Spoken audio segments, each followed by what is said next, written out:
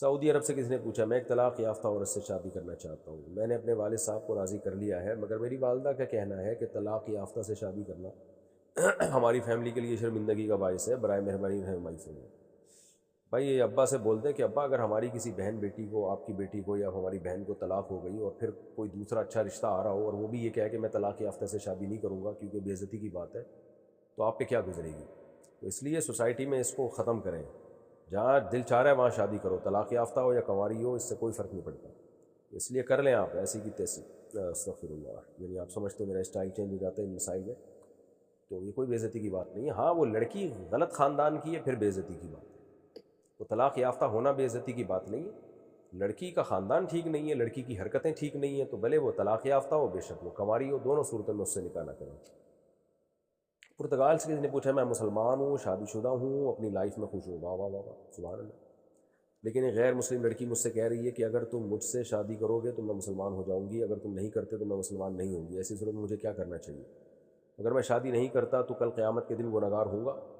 اگر وہ لڑکی مسلمان نہیں ہوتی اور اس طرح مر جاتی ہے تو قیامت کے دن اس کا گناہ میرے سر پہ ہوگا کہ نہیں؟ دیکھیں اس لڑکی سے کہیں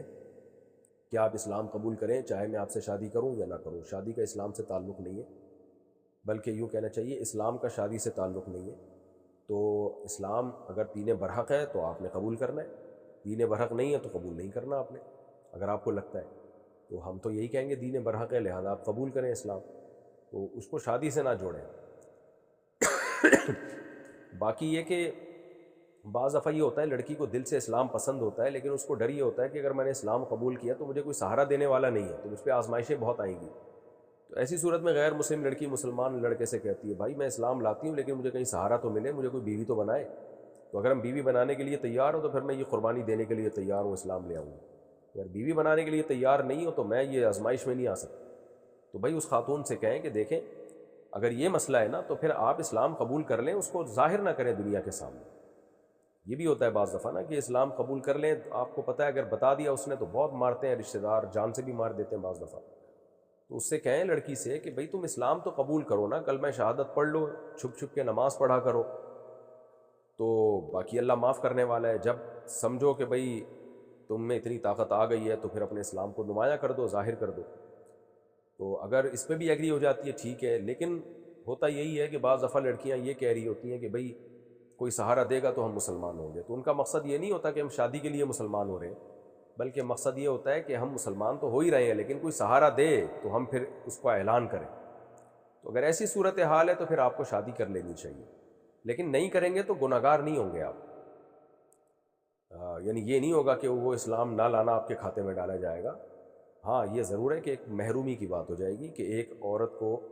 مسلمان کرنے کا موقع ملا تھا، آپ نے ضائع کر دیا۔ نبی صلی اللہ علیہ وسلم نے فرمایا لَأَن يَهْدِيَ اللَّهُ بِكَ رَجُلًا وَاحِدًا خَيْرٌ لَكَ مِنْ حُمْرِ النَّعَمِ،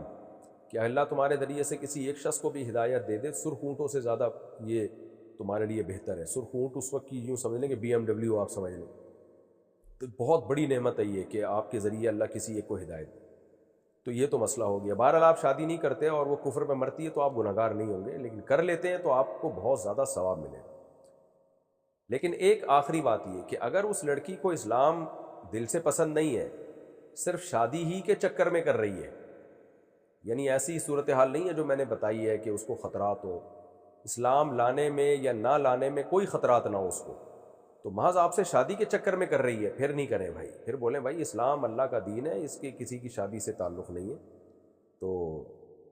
اس لیے پھر بولیں بھائی تو مسلمان ہونا ہے ہو، نہیں ہونا ہے نہیں ہو، شادی میری مرضی، کرنا ہوگا کروں گا، نہیں کرنی ہوگی نہیں کروں گا۔